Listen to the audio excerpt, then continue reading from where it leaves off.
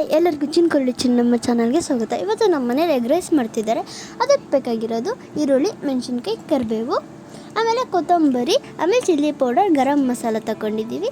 ಇವಾಗ ನಾವು ಸ್ಟವ್ ಹಚ್ತಾ ಇದ್ದೀವಿ. ಈಗ ಸ್ಟವ್ ಹಸಾಗಿದೆ. ಈಗ ನಾನು ಬಾಣಲಿನ ಮಡಗ್ತಾ ಇದ್ದೀನಿ. ಬಾಣಲಿಗೆ ನಾನು 5 ಸ್ಪೂನಷ್ಟು ಎಣ್ಣೆ ಹಾಕೋತಾ ಇದ್ದೀನಿ.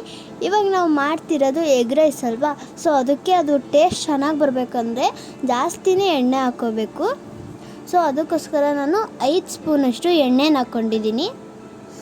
ಈಗ ಕಾಯಕ್ಕೆ ಬಿಡೋಣ ನಾವು. ಈಗ ನೋಡಿ ಎಣ್ಣೆ ಕಾಯ್ತಾ ಇದೆ. ಸೊ ಈಗ ಅದಕ್ಕೆ ನಾವು ಕಟ್ ಮಾಡ್ಕೊಂಡಿರೋವಂತಹ ಮೆಣಸಿನ್ಕಾಯಿ, ಆಮೇಲೆ ಈರುಳ್ಳಿ, ಆಮೇಲೆ ಕರಿಬೇವನ್ನ ಹಾಕೋತಾ ಇದ್ದೀವಿ. ಈಗ ನೋಡಿ ಹಾಕೊಂಡಾಗಿದೆ. ಇದನ್ನು ನಾವು ಮಿಕ್ಸ್ ಮಾಡ್ಕೊಳ್ಳೋಣ. ಇದು ಈಗ ಮಿಕ್ಸ್ ಆಗಬೇಕು. ಈರುಳ್ಳಿ ಆರೆಂಜ್ ಕಲರ್ ಬರೋ ತನಕ ಮಿಕ್ಸ್ ಮಾಡ್ಕೋಬೇಕು. ಇದು ಆರೆಂಜ್ ಕಲರ್ ಬರೋ ತನಕ ಮಿಕ್ಸ್ ಮಾಡಿಕೊಂಡು, ಇಲ್ಲ ಆರೆಂಜ್ ಕಲರ್ ಬೇಗ ಬರಬೇಕು ಅಂದರೆ ನಿಮಗೆ ಸ್ವಲ್ಪ ಉಪ್ಪನ್ನು ಆ್ಯಡ್ ಮಾಡ್ಕೋಬೋದು. ಉಪ್ಪನ್ನು ಆ್ಯಡ್ ಮಾಡೋದ್ರಿಂದ ಸ್ವಲ್ಪ ಬೇಗ ಆರೆಂಜ್ ಕಲರ್ ಬರುತ್ತೆ. ಸೊ ಅದಕ್ಕೋಸ್ಕರ ಇವಾಗ ನಾವು ಉಪ್ಪನ್ನು ಆ್ಯಡ್ ಮಾಡ್ಕೊತಾ ಇದ್ದೀವಿ, ಬೇಗ ಆರೆಂಜ್ ಕಲರ್ ಬರೋಕ್ಕೋಸ್ಕರ. ಈಗ ಉಪ್ಪು ಆ್ಯಡ್ ಮಾಡಿಕೊಂಡು ಮಿಕ್ಸ್ ಮಾಡ್ಕೊಳ್ಳೋಣ ನಾವು. ಇವಾಗ ನೋಡಿ ಮಿಕ್ಸ್ ಮಾಡ್ಕೊಂಡಾಗಿದೆ. ಇವಾಗ ನೋಡಿ ಆರೆಂಜ್ ಕಲರ್ ಬಂದಿದೆ.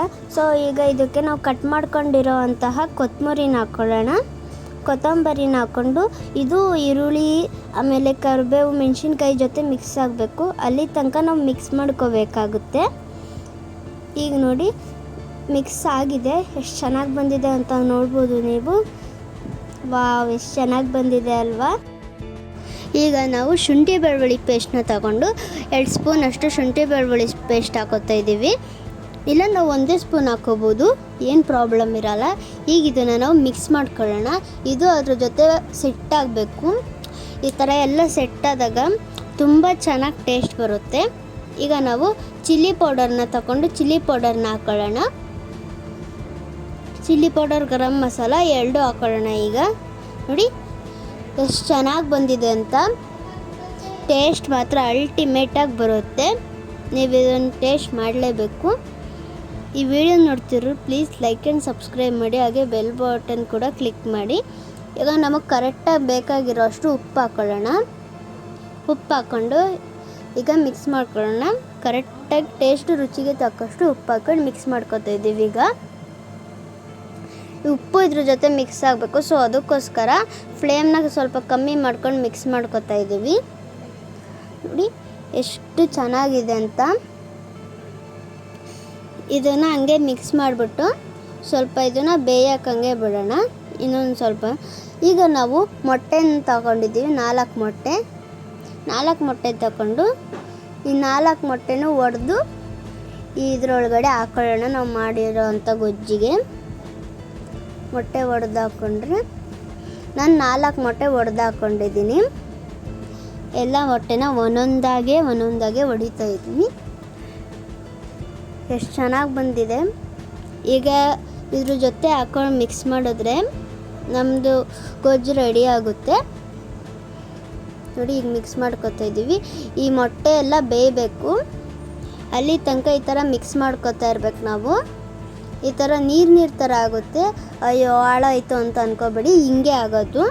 ಇದನ್ನು ಸ್ವಲ್ಪ ಹೊತ್ತು ಮಿಕ್ಸ್ ಮಾಡ್ತಾಯಿದ್ರೆ ಅದು ಮೀಡಿಯಮ್ ಫ್ಲೇಮಲ್ಲಿ ಬರುತ್ತೆ. ನೋಡಿ ಮೀಡಿಯಮಾಗಿ ಇಟ್ಕೊಂಡು ಈ ಥರ ಮಿಕ್ಸ್ ಮಾಡ್ಕೊಳ್ಳಿ. ಆಮೇಲೆ ಎಗ್ ರೈಸ್ ರೆಡಿನೇ ಆಗೋಗುತ್ತೆ. ಈಗ ಇದನ್ನು ಸ್ವಲ್ಪ ಬೇಯಕ್ಕೆ ಬಿಡೋಣ. ನೋಡಿ ಕೆಳಗಡೆ ಎಲ್ಲ ಬೆಂದಿದೆ. ಈ ಥರ ಸ್ವಲ್ಪ ಹೊತ್ತು ಬಿಟ್ಟು ಮಿಕ್ಸ್ ಮಾಡ್ಕೊಳ್ಳೋಣ ನಾವು. ಅಂದರೆ ತುಂಬ ಹೊತ್ತು ಬಿಡಬೇಡಿ, ಸ್ವಲ್ಪ ಹೊತ್ತು 1 ನಿಮಿಷ ಬಿಟ್ಟು ಮಿಕ್ಸ್ ಮಾಡ್ಕೋಬೇಕು. ನೋಡಿ ನಮ್ಮ ಎಗ್ ರೈಸು ಗೊಜ್ಜು ರೆಡಿ ಆಗ್ತಾಯಿದೆ.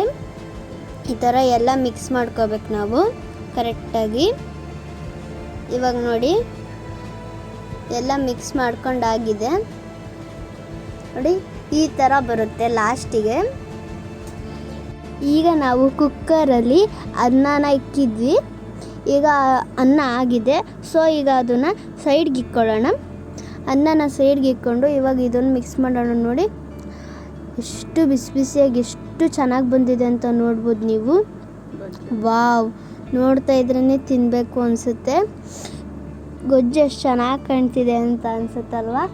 ಈಗ ನಾವು ಮಾಡಿಕೊಂಡಿರೋಂತಹ ಅನ್ನನ ತೆಗೆದು ಹಾಕೊಳ್ಳೋಣ ಇದ್ರೊಳಗಡೆ. ಈಗ ಅನ್ನನ ಹಾಕ್ಕೊಂಡು ಮಿಕ್ಸ್ ಮಾಡ್ಕೊಳ್ಳೋಣ.